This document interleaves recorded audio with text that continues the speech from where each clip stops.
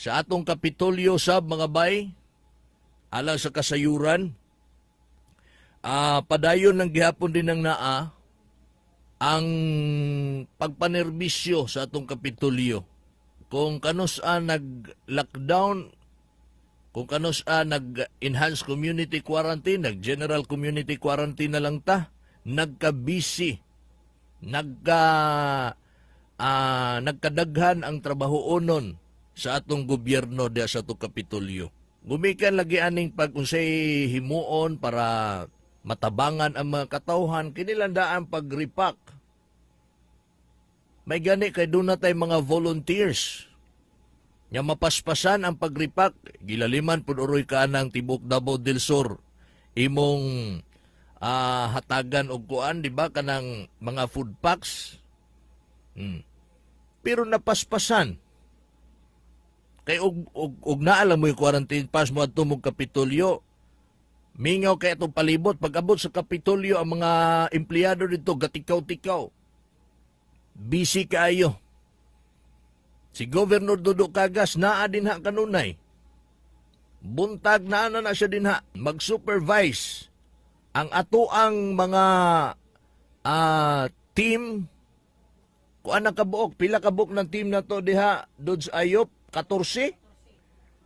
14 ka team ang gipalihok ni Governor Dudu Cagas. Nag-create siya 14 ka team nga maunay mo distribute sa mga food packs sa tibuok Davao del Sur. Ginungagan na niya. Dati murag 7 siguro to. Ginungagan, gihimo niyang 14. Gitimes to niya ang gidaghanon sa team. Ginungagan ang mga manpowers kay para mapaspasan gyud ang pag-apod-apod. Okay? Unya, perminti po natong ipahibalo. Balik-balikon sa pasabot sa itong mga kaigsuonan. Pag once ang provincial government gani ang muapod-apod sa mga hinabang, dili gyud ni kaya tanan ha? Nganuman. Para magkasinabot ani, para si nanay, si tatay makasabot. Katong mga anti-kagas ay na lang mong paminaw kay hindi man gyud mo kasabot. Bisa kung saon mong pasabot o por plano usikan ang among laway pagpasabot sa mga taong di gyud kasabot. Okay? Ang atoang kwarta nga gikan sa calamity fund, gikan na mismo sa atong probinsya. O say pasabot nako, walay ayuda nga gidugang dinha ang national government.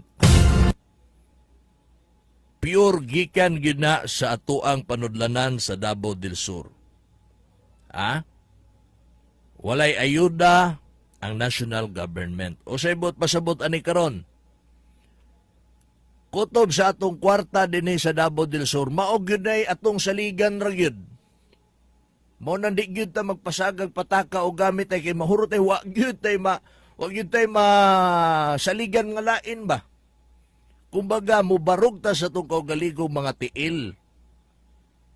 Sa probinsya sa Davao del Sur, unsa may gigastuhan sa kwarta nga 82 million. Kay og ang panalitan kaning 82 million, paliton ani bugas, dilata, noodles lang. Kaya kay tagaan tanan, oy, bisa pagtagpila ka kilo. Piting kaya ha.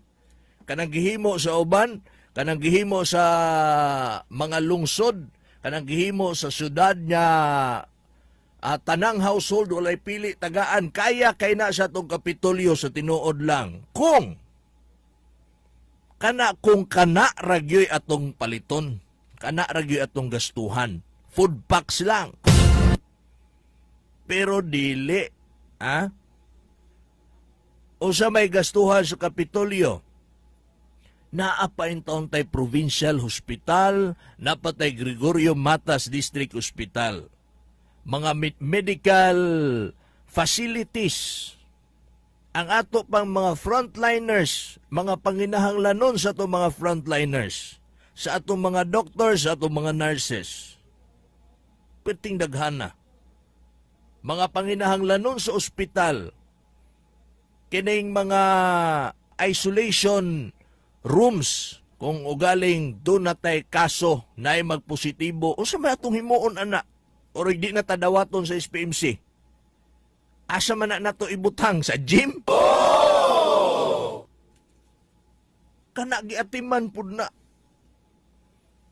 Nibarog ta sa atong kaugalingong tiil din sa atong lalawigan sa Davao del Sur. Wa tay gisaligan, wa pay naabot sa to ang ayuda. So dili gyud basta-basta nga magpasagad lang tag budget ani para sa pagkaon, para sa bugas kani atong igahin para matagaan tanan. Unya usao man nato na. Yagibalansi naman ni. Dili na to budgetan ang atong ospital, di na to budgetan kung usay panginahanglanon din ha. Kung ugaling simba kog dunay magpositive na to, usao man nato na pagprepara. Dili na to nagahinan og pagtagad kung gidiritso-diritso ta para matagaan tanan. Asa may mas worse, asa may mas pait hinuon aning kahimtanga kung gitagaan na tog bugas tanan, wala na hinuon tay wala na hinuon mabilin para sa preparation kung unsaon na to, kung doon na malay magpositibo or para mapribintahan kining COVID-19. Dili na to na gahinan. Kay dirita sa mga sugyot ya dapat walay pili. Again, walay ayuda. Wala pa'y tabang ang national government aning 82 million. Gikan ni sa atong kaugalingon sa probinsya sa Davao del Sur. Ang sa mga LGU, doon na sila'y tabang gikan sa national government diha. So pwede sila makahimo sa pagpalit og daghan, o nya isa pa, pila rapod ka barangay ng ila. Magisgot ang Digo City. Ang Digo City dunay ayuda, pila pug ka milyon nya ayuda gikan sa national government para sa mga LGU. Magisgot ang Digo City kung unsa tong mga gipang mention ako nga mga gastusan sa Kapitolyo, wala na sa Digos. Pwede sila makagahin og para sa mga food packs lang tanan. So kaya yun nila tagaan tanan. Then pila ka barangay, 26 barangay lang.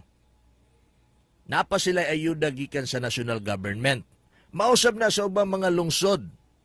Santa Cruz, Matanao, Bansalan, Magsaysay, Hagunoy, Padada, Sulop, Kiblawan, Malalag.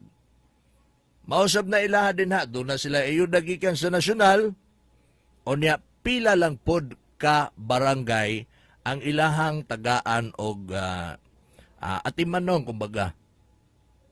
Ang sa province, pila ka barangay? 232 ka barangay.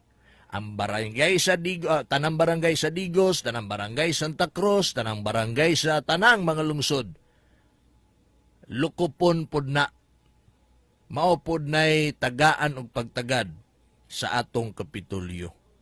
So pag moingon ganig province, mao lang yun punto. Pag moingon ganig province, di kita magdahom nga tanan matagaan, ha? Mas gipili lang yun tong pinaka mas labing nang inahanglan. Maunay ako ang pagpasabot diha.